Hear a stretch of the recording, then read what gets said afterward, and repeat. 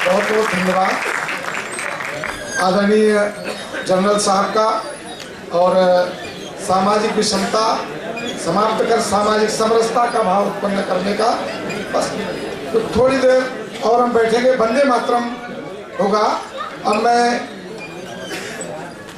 अध्यक्षीय उद्बोधन के लिए एवं आज के आंतरिक सुरक्षा का जो विषय है और हमारे दायित्व को लेकर तन मन और जीवन समर्पित करने वाले ऐसे हमारे वरिष्ठ मार्गदर्शक आदरणीय श्री रामदत्त जी, क्षेत्र प्रचारक जी को आमंत्रित कर रहा हूं, आए और इस विषय पर हम सभी का मार्गदर्शन करें।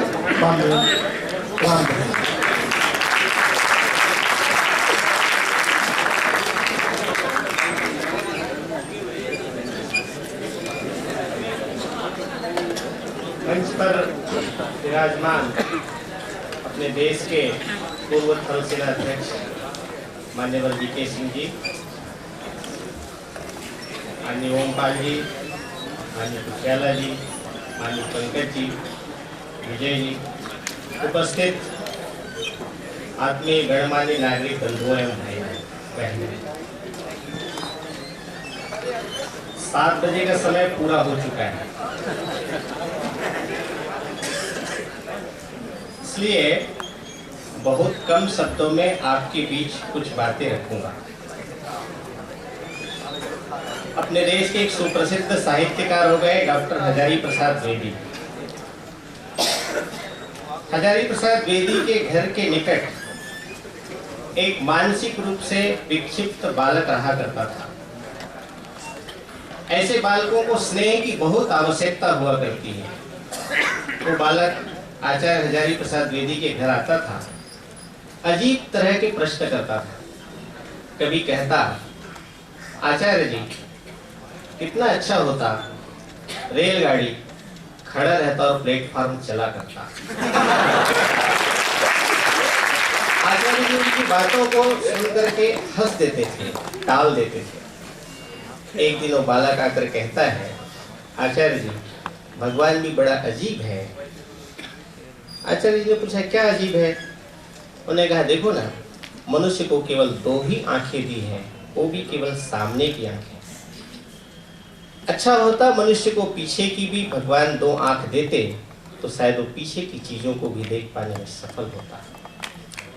ऐसा कहते हैं कि जो विद्वान लोग होते हैं वो व्यर्थ सी लगने वाली बातों में से भी अच्छी बात ढूंढ लिया करते हैं। आचार्य हजारी प्रसाद द्विवेदी कहते हैं, बेटा तू ठीक ही कहता है, भगवान ने मनुष्य को केवल 2 ही आंख नहीं दी है, वो भी सामने की। मनुष्य को पीछे की भी 2 आंख दी है, और वो पीछे की आंख उसका इतिहास होता है। आज हम जब इस पड़ाव पर बैठे हैं, चीन ने भारतवर्ष पर हमला किया, वो 50 वर्ष हो गया, तो हमें इतिहास को भी एक बार देखना आवश्यक है, सिंहावलोकन करना आवश्यक है। सिंह कभी कभी पीछे की ओर देखता है और उसके आधार पर आगे बढ़ता है। भारत के जनमन को भी पीछे की ओर सिंहावलोकन करना आवश्यक है। बंधुओं, 1947 में देश आजाद हुआ। तीनों सेना के माननीय अध्यक्ष इस देश के प्रधानमंत्री के पास पहुंचे। आगामी 10 वर्ष के लिए सेना की आवश्यकता है, ये बजट का प्रावधान होना चाहिए। पंडित जवाहरलाल नेहरू प्रधानमंत्री थे, उनका उत्तर था, जब हम किसी पर चढ़ाई करने ही वाले नहीं हैं, तो हमारे ऊपर कौन चढ़ाई करेगा? इसलिए सेना की क्या आवश्यकता है? सेना को भंग कर देना चाहिए। ये उत्तर है पंडित जवाहरलाल नेहरू के इस देश के प्रधानमंत्री का। उस देश को तो 1962 में पराभव झेलना ही था। 1952 हम सब जानते हैं, संयुक्त राष्ट्र सुरक्षा परिषद का स्थायी सदस्य भारत को बनने का अवसर मिला था। अमेरिका ने अवसर दिया था।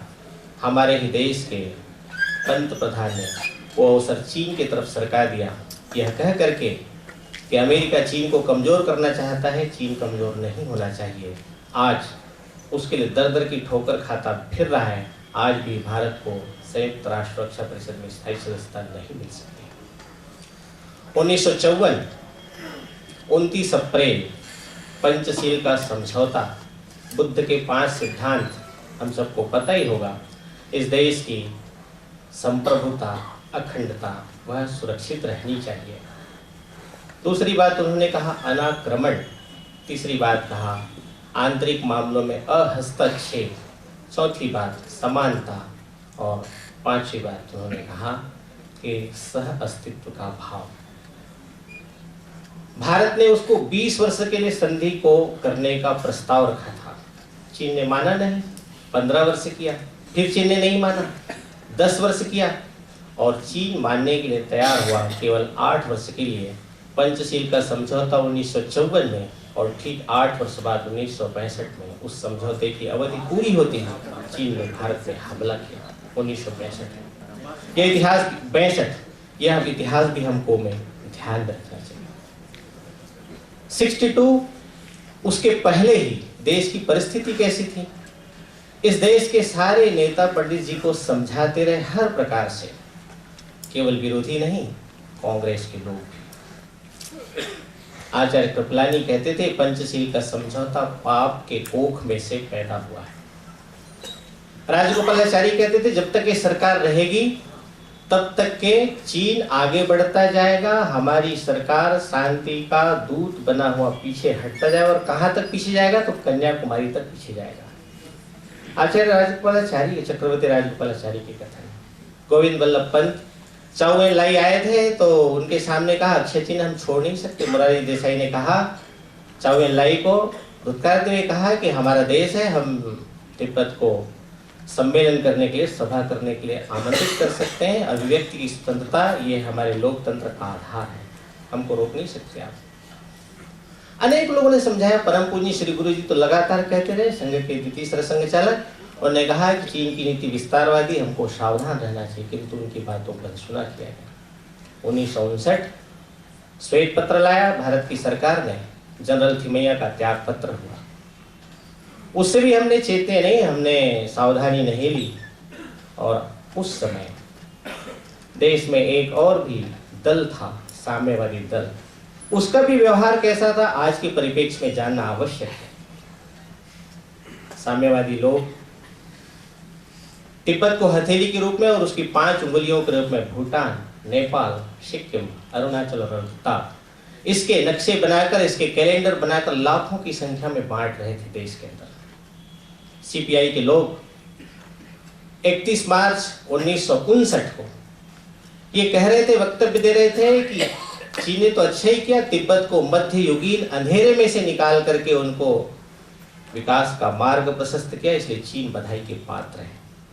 चीन में जो जन क्रांति जो भी हुई है उसके लिए वहीं के लोग जिम्मेदार है, उसके लिए चीन कोई जिम्मेदार नहीं।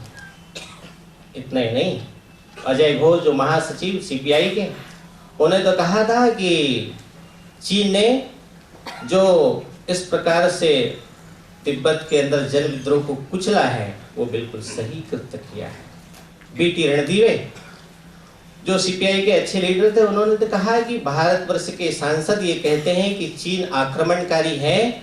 यदि भारत के लोगों को कहा जाए कि भारत विस्तारवादी है तो भारत के लोगों को जो पीड़ा होती है, यदि चीन के लोगों को पीड़ा होती है जब उन्हें विस्तारवादी और आक्रमणकारी कहा जाता है तो क्या गलत है? इसके आगे 6 मई 1959 को पीपुल्स डेली नाम के एक अखबार, उन्होंने नेहरू का दर्शन और चीन तिब्बत की क्रांति इसको लेकर के बड़ा लंबा आलेख लिखा, उसको अनुवाद करके उसमें कहा गया था कि भारत तिब्बत पर दखलंदाजी कर रहा है। सीपीआई के लोगों ने लाखों की संख्या में उसकी प्रतियां अनुदित करके बंटवाई इस देश के अंदर। 25 अगस्त 1959 को लांगजू पर जब आक्रमण किया चीन ने, असम राइफल के 3 जवान मारे गए। उस घटना को लेकर मोहित सेन सीपीआई पोलित ब्यूरो के सदस्य, उन्होंने कहा मैकमोहन रेखा की जिस बात को करता है भारत की वैधानिक रेखा है, वास्तव में उसका कहीं पर भी निर्देशांकन हुआ नहीं है, इसलिए चीन इसके लिए उत्तरदायी नहीं है। A.K. गोपालन और राममूर्ति ये तो उससे भी आगे बढ़कर कहते हैं कि भारत का एक हिस्सा मनगढ़ंत है, चीन ने किसी प्रकार से असम राइफल के लोगों को मारा ही नहीं। 10 सितंबर 1959 को कलकत्ता के अंदर खुली सभा होती है, ज्योति बसु उसकी अध्यक्षता करते हैं। चीन के सब प्रकार की कार्यवाही को सही ठहराते हैं उसके आगे बढ़कर अक्टूबर 1960 में हरे कृष्ण यहाँ से जाते हैं वियतनाम और चीन जाते हैं, माओ से मिलकर आते हैं, और उसके बाद उनकी गतिविधियां सारा चीन परस्त दिखाई देता है।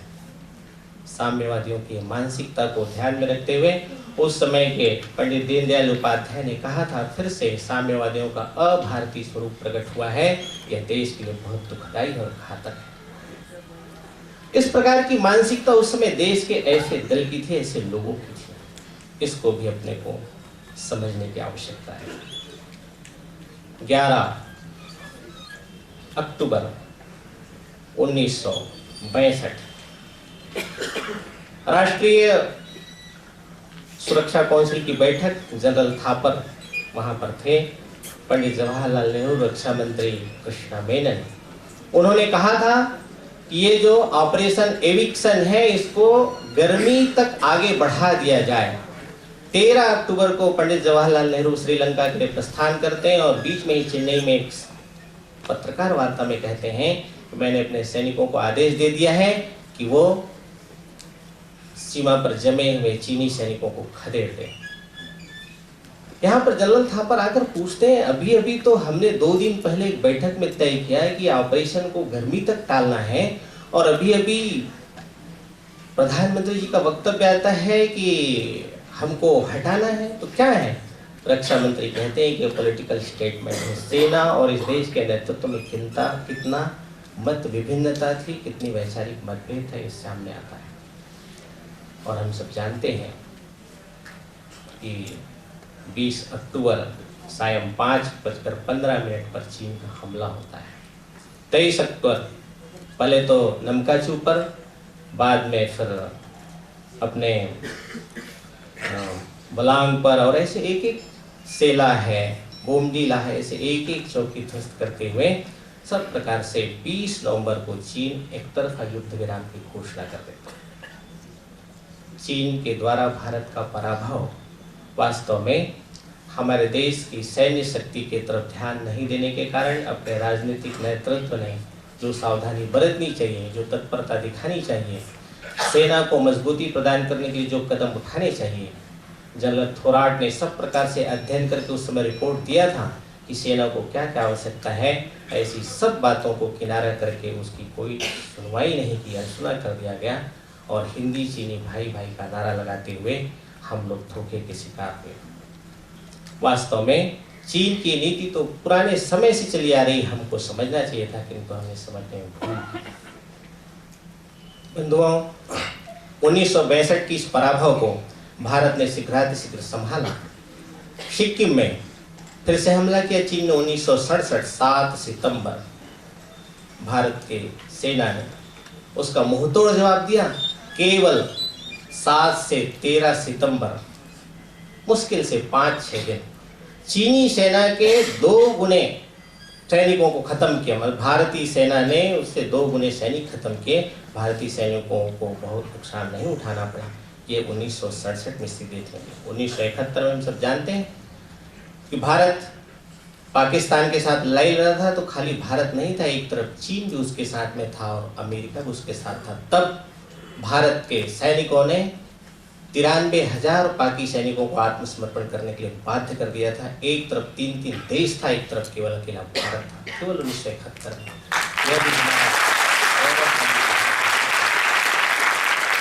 भारत के अंदर अकूट क्षमता है, हम सब जानते हैं। अभी 1998 में 11 और 13 अप्रैल, 11 और 13 मई को पोखरण का परमाणु परीक्षण हुआ। उसके पहले 1974 में परमाणु परीक्षण हुआ था। तब दुनिया की सरकारों ने हमको यूरेनियम देने से मना कर दिया था। हमारे पास तो यूरेनियम नहीं था, तो भारत के वैज्ञानिक हाथ पर हाथ धरे बैठे नहीं रहे। समुद्र की रेत में थोरियम होता है, थोरियम से प्लूटोनियम बनाने की पद्धति दुनिया के अंदर कहीं भी नहीं थी। प्लूटोनियम बनाने की पद्धति हमारे देश के वैज्ञानिकों ने इजाद की, और अपने देश की शुद्ध भारतीय तकनीक के आधार पर पोखरण का परमाणु परीक्षण सफलतापूर्वक संपन्न किया। 1974 में ही अमेरिका ने 4 जियो सिंक्रोनाइजर लगा करके रखे थे भारत की धरती के हलचल को नापने के लिए, कि कोई भी प्रकार की गतिविधि हो तो उसको जानकारी मिल सके अमेरिका को। किंतु उसके 4 जियो सिंक्रोनाइजर को भी धक्का बताते हुए भारत के अंदर 24 दलों की सरकार रह करके भी इंफॉर्मेशन और नीड बेसिस के आधार पर पोखरण परमाणु परीक्षण सफलतापूर्वक सफल हुआ। ये भारत का गौरवशाली अध्याय है। आज भारत ये कर सकता है। यूरेनियम देने से मना करने के बावजूद थोरियम में से प्लूटोनियम बनाकर पोखरण का परमाणु परीक्षण सफलतापूर्वक करने का सामर्थ्य भारत के अंदर है। अमेरिका ने, दुनिया के देशों ने 3 प्रतिबंध लगाए। उन्हें कहा है कि भारत को किसी भी प्रकार से विदेशी मुद्रा नहीं मिलनी चाहिए, पेट्रोल के बिना भारत समाप्त हो जाएगा। किंतु भारत ने एक बांड की योजना की और उस बांड के तहत भारतवर्ष ने जो बाहर के जो लोग हैं, भारतीय मूल के लोग, उनको आह्वान किया आप विदेशी मुद्रा भेजिए। 1 साल के अंदर $1 अरब नहीं तो $5 अरब विदेशी मुद्रा भारत को प्राप्त हुई और 5 वर्ष के अंदर $120 बिलियन मुद्रा विदेशी भारत को प्राप्त हुए। भारत के पास रखने के लिए जगह नहीं था। $50 बिलियन विदेशी मुद्रा जो है वो भारत ने अमेरिका के रिजर्व बैंक में रखा। बाद में जब उन्होंने बैंक के ब्याज के दर कम कर दिए तो लोगों ने कहा कि यूरो डॉलर में लगाना चाहिए, तो अमेरिका के रिजर्व बैंक के अधिकारी ने कहा कि अमेरिका तबाह हो जाएगा, ये राशि यहीं रहने दें। भारत किया जाता। दूसरा प्रतिबंध लगाया था वैज्ञानिक भारत का किसी भी प्रकार से अमेरिका में नहीं आना चाहिए। बड़ी बड़ी कंपनियों के लोग बिल क्लिंटन के पास जाकर गए और अनेक प्रकार से कहा कि आप प्रतिबंध लगाएंगे तो जापान और जर्मनी तकनीकी दृष्टि से समुन्नत होगा, भारत का कुछ नुकसान नहीं होगा, अमेरिका का नुकसान होगा और हमको तो 75,000 भारतीय वैज्ञानिकों की जरूरत है। आप यदि उनका आना यहाँ मना करेंगे तो हम भी अपनी कंपनी जाकर वहीं लगाएंगे। वह भी प्रतिबंध वापस लेने के लिए बाध्य होगा। इतना ही नहीं तो सब प्रकार से टेक्नोलॉजी को भी हस्तांतरित करने के बारे में प्रतिबंध लगा दिया। उस समय के प्रधानमंत्री अटल बिहारी वाजपेयी ने वैज्ञानिकों की बैठक की। उस बैठक में उन्होंने कहा इस समस्या का क्या हल निकाला जाए। वैज्ञानिकों ने कहा कि अमेरिका ने जो प्रतिबंध लगाया है 2 वर्ष का, उसको आप निवेदन पूर्वक लिख दीजिए कि प्रतिबंध 20 वर्ष के लिए आगे बढ़ा दें। अटल बिहारी जी का उत्तर था, मैं कहता हूँ इस समस्या का समाधान करने की बात आप कहते हो 2 वर्ष का प्रतिबंध 20 वर्ष के लिए। उन्होंने कहा वैज्ञानिकों ने आपको कौन सी चीज की आवश्यकता है, हम आपको चंद्रमा पर अभी ले जा करके उड़ा करके दिखा सकते हैं। भारत के अंदर वो सामर्थ्य है। बंधुओं, भारत तो सब कुछ कर सकता है। आवश्यकता है राजनीतिक इच्छा शक्ति की, पारदर्शिता की, प्रामाणिकता की। यदि देश के अंदर हो तो सब कुछ करने का सामर्थ्य है। आज दुनिया के अंदर भारत सबसे युवा देश है। अमेरिका की औसत आयु 39 वर्ष है, यूरोप की औसत आयु 45 वर्ष है, चीन की औसत आयु 37 वर्ष है, भारत की औसत आयु 30 वर्ष है। हम सब जानते हैं कि जो देश युवा होता है उसकी ऊर्जा सबसे ज्यादा होती है। युवक हार जाते हैं लेकिन यौवन कभी नहीं हारा। एक पृथ्वीराज की आंखें जाती, स्वप्न उनके जाते, भर जाते हैं घाव, दाग पर सदा अमिट रह जाते। मृत में जीवन और जीवितों में ज्वाला सुलगाती, भ्रष्ट भग्न मां के मंदिर को पुनः पवित्र यह वर्ष स्वामी विवेकानंद जी के 150वीं वर्षगांठ का भी वर्ष है। 63 में निराशा के कालखंड में हमने विवेकानंद जी की 100वीं वर्षगांठ मनाया था। भारत के अंदर फिर से जन जागरण हुआ था। सारे देश की युवा शक्ति तरुणाई खड़ी हुई थी। भारत फिर से उठ खड़ा हुआ था। आज जब चीन चारों ओर से घेरने की कोशिश में लगा हुआ है, सीमाएं असुरक्षित जान पड़ती हैं, तो हम सब लोगों को फिर से स्वामी विवेकानंद जी की 150वीं वर्षगांठ का एक स्वर्णिम अवसर है। स्वामी विवेकानंद जी युवाओं के प्रेरणा पुरुष थे। ऐसे सारे देश के अंदर युवाओं के अंदर एक अच्छी राष्ट्रभक्ति का जागरण यदि हम कर सकें तो वास्तव में हम अपने दायित्व को पूरा कर सकेंगे। इस देश के पूर्व राष्ट्रपति डॉक्टर APJ अब्दुल कलाम कहते हैं, हमने शक्ति की उपासना छोड़ दी, इसलिए हमारी एक दुरावस्था हुई। शक्ति किसमें है? सरकार में नहीं, पुलिस में नहीं, सेना में नहीं। इस देश की सामान्य जनता के अंदर शक्ति है। लेकिन कैसी जनता? जो अपने आंखों पर से स्वार्थ का पर्दा हटाकर देश को अग्रक्रम में रखकर सोचने वाली यदि देश की जनता खड़ी हो जाए तो दुनिया के हर प्रश्नों का उत्तर ढूंढ सकता है। वास्तव में इस प्रकार के जन जागरण की आवश्यकता है।